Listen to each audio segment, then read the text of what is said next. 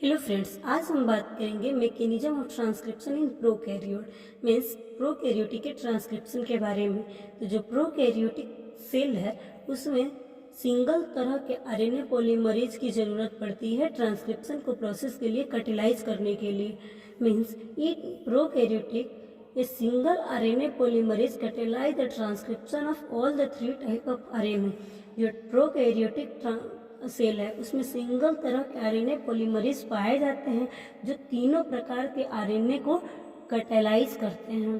तो RNA polymerase is a holoenzyme, और जो आरएनए पॉलीमरेज है वो होलो एंजाइम है। It contain a core enzyme and sigma factor, और ये कोर एंजाइम और सिग्मा फैक्टर को कंटेन करता है। In prokaryotic the process of transcription occur in following 3 step. Prokaryotic cell में जो ट्रांसक्रिप्शन का प्रोसेस है वो 3 स्टेप में कंप्लीट होता है, इनिशिएशन, इलोंगेशन और टर्मिनेशन। तो हम सबसे पहले बात करेंगे इनिशिएशन के बारे में कि इनिशिएशन क्या है। तो जो ट्रांसक्रिप्शन है उसमें जो transcription is initiate by the holo enzyme. जो ट्रांसक्रिप्शन है वो इनिशिएट करता है होलो एंजाइम के द्वारा और RNA polymerase form specific point on DNA. और जो होलो एंजाइम होता है वो डीएनए पे एक स्पेसिफिक पॉइंट को फॉर्म करता है जिसे हम प्रमोटर सीक्वेंस कहते हैं। It means transcription is initiate by the holo enzyme, RNA polymerase form specific point on DNA is called A promoter sequence. और जो प्रोकैरियोटिक प्रमोटर सीक्वेंस है वो 2 प्रकार के होते हैं, -10 सीक्वेंस और -35 सीक्वेंस। जो -10 सीक्वेंस है उसे हम प्रिवनोव इक्वेशन के भी नाम से जानते हैं। तो हम देखेंगे promoter sequence work only as a target. जो प्रमोटर सीक्वेंस है ओनली टारगेट मॉलिक्यूल का काम करते हैं, और ये बाइंड करता है आरएनए पॉलीमरेज के साथ, और ये ट्रांसक्राइब नहीं होता है। Means promoter sequence work only as a target for binding of DNA polymerase, it is not transcribe. The binding of RNA polymerase is to promoter. जब प्रमोटर साइड से आरएनए पॉलीमरेज बाइंड करता है तो is specified by sigma factor. तो ये specified हो जाता है सिग्मा फैक्टर के द्वारा।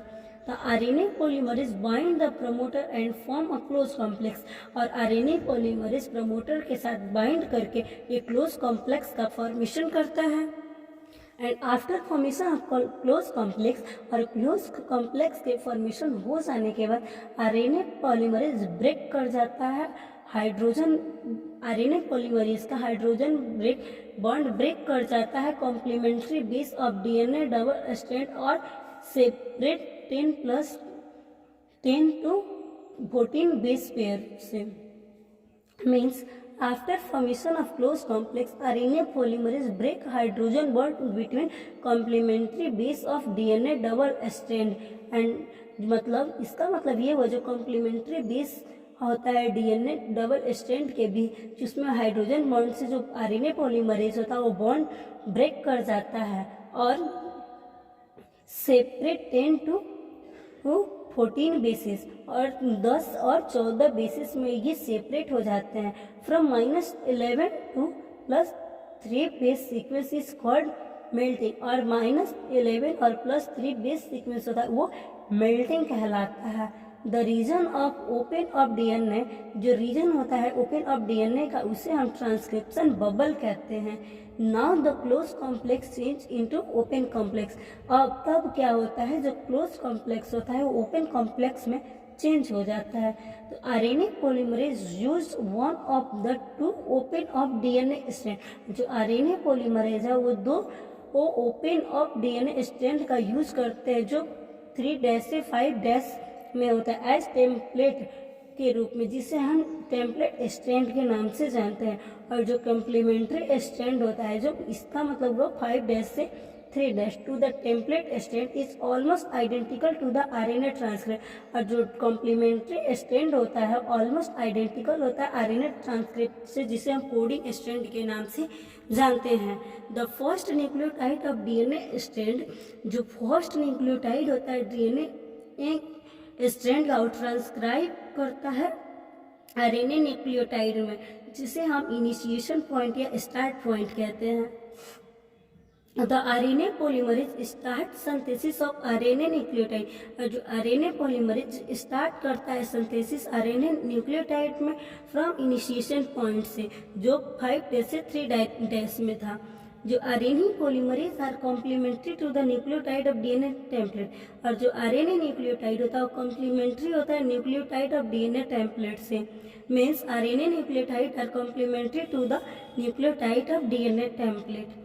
If RNA polymerase synthesize start short RNA strand, जो आरएनए पॉलीमरेज है वो सिंथेसाइज करता है शॉर्ट आरएनए स्ट्रैंड को और लेस देन 10 बेसिस को, जिससे हम ऑब्स्ट्रेट इनिशिएशन कहते हैं। और इस केस को elongation does not process it, और इस केस को इलोंगेशन प्रोसीड नहीं करता है।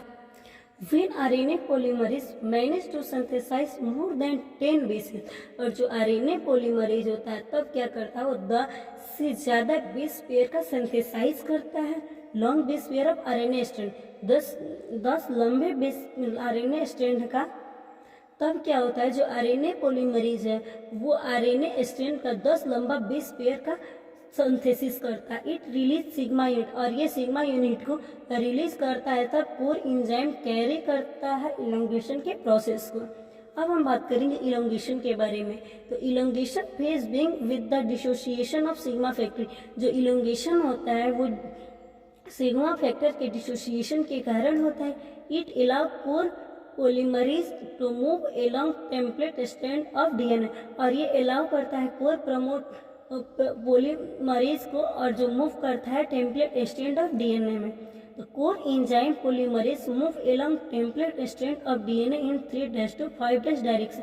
और जो कोर आरएनए पोलीमरेज है वो टेम्पलेट स्ट्रैंड से डीएनए के 5 से 3 डायरेक्शन में मूव कर जाता है। For each nucleotide in template, जो हर एक न्यूक्लियोटाइड होता है टेम्पलेट का, वो कोर पोलीमरेज के साथ कॉम्प्लीमेंट्री राइबो न्यूक्लियोटाइड के साथ ऐड हो जाते हैं, जो 3 ऑफ आरएनए स्ट्रैंड होता है। The core enzyme synthesise RNA transcript, और जो कोर एंजाइम होता है वो आरएनए ट्रांसक्रिप्ट को सिंथेसाइज करता है 5 से 3 डायरेक्शन में at a rate of 40 nucleotide पर सेकेंड, और इसका रेट होता है 40 न्यूक्लियोटाइड पर सेकेंड। एज इलोंगेशन प्रोसीड, और इलोंगेशन प्रोसीड कर जाता है तो DNA double helix continuously unwind, और जो डीएनए होता है वो कंटिन्यूअसली अनवाइंड कर जाता है अहेड ऑफ कोर एंजाइम के आगे, एंड रिवाइंड टू इट, और रिवाइंड कर जाता है। तो RNA transcript is nearly identical to the coding strand of DNA. तो जो आरएनए ट्रांसक्रिप्ट होता है वो डीएनए के कोडिंग स्ट्रैंड से बहुत ही आइडेंटिकल होता है, बहुत ही नज़दीकली आइडेंटिकल होता है। तो जो RNA transcript has base uracil, और जो आरएनए ट्रांसक्रिप्ट होता है उसका बेस यूरासिल होता है at the place of thymine की जगह पे, एंड राइबोज शुगर के जगह पे डीऑक्सी राइबोज शुगर होता है। Elongation of RNA nucleotide chain continues until the core polymerase, और elongation of RNA nucleotide chain वो कंटिन्यूसली होता है कोर पोलीमरेज में, और रीच इन टर्मिनेटर सीक्वेंस, और टर्मिनेटर सीक्वेंस में रीच हो जाते हैं।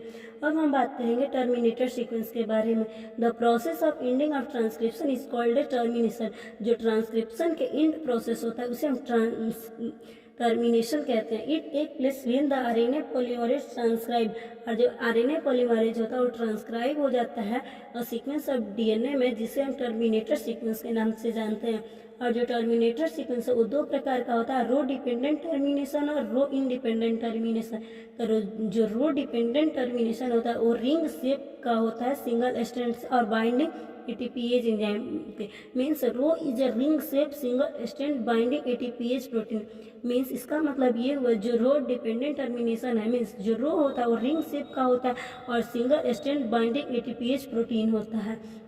RNA transcripts contain binding site for row protein. जो RNA ट्रांसक्रिप्ट्स है वो बाइंडिंग साइट होता है रो प्रोटीन से, और the rho protein bind with this rho binding site, और जो रो प्रोटीन है वो रो बाइंडिंग साइट के साथ जुड़ता है अब RNA ट्रांसक्रिप्ट और climbing up toward RNA polymerase। Means the rho protein bind with rho binding site of RNA transcript and climb up toward RNA polymerase.